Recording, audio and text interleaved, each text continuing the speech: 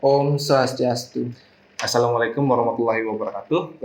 Perkenalkan, nama saya Subhan Maulana dengan NIM 21151011016 dari semester 3. Dan saya Igede Gagal Abdutama dengan NIM 2115101014 dari semester 3.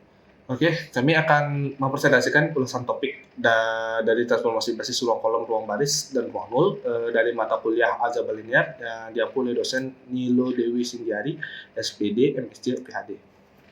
Baik, di sini akan saya mulai saja.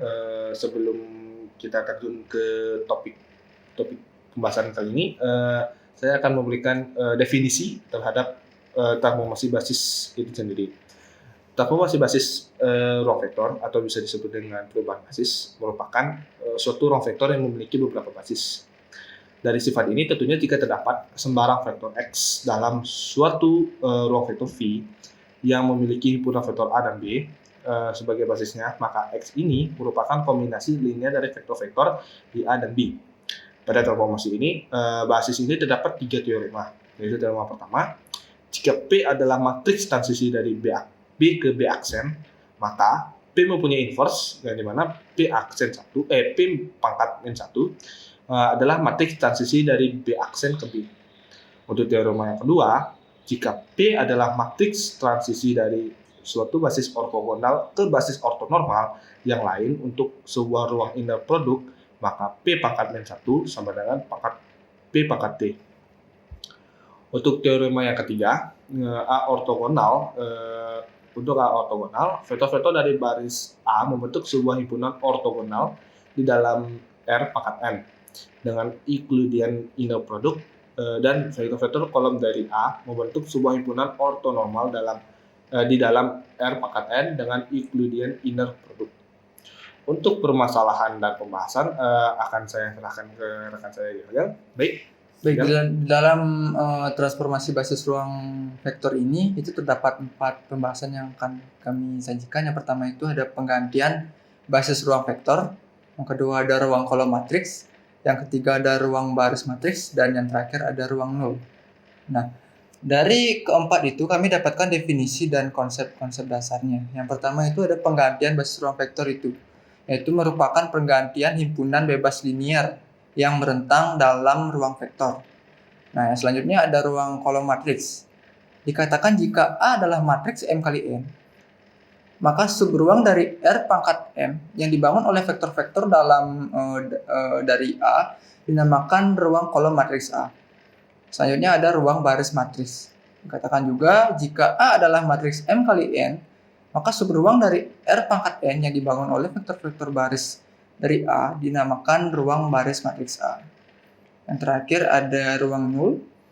Ruang nul sendiri adalah ruang solusi dari SPL, yaitu sistem persamaan linear homogen AX sama dengan 0. Yang dimana subruang dari R pangkat N itu dinamakan ruang nul matriks A.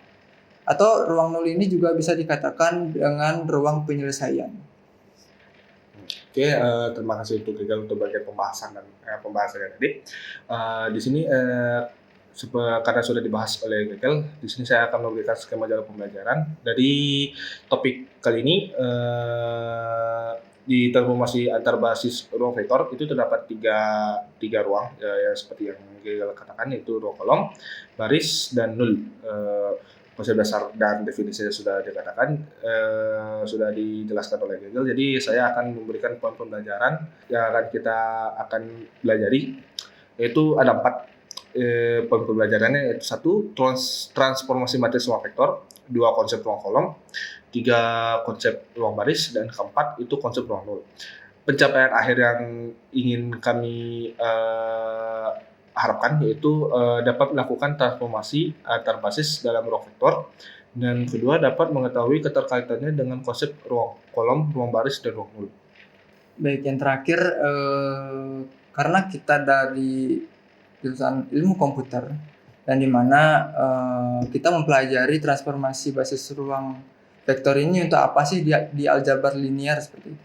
Jadi pembelajaran ini sangat penting di dalam ilmu komputer, yang dimana dapat memberikan kita pengetahuan tentang matriks khususnya, dan juga ruang-ruang vektor yang sudah tadi kita ketahui dalam ilmu komputer.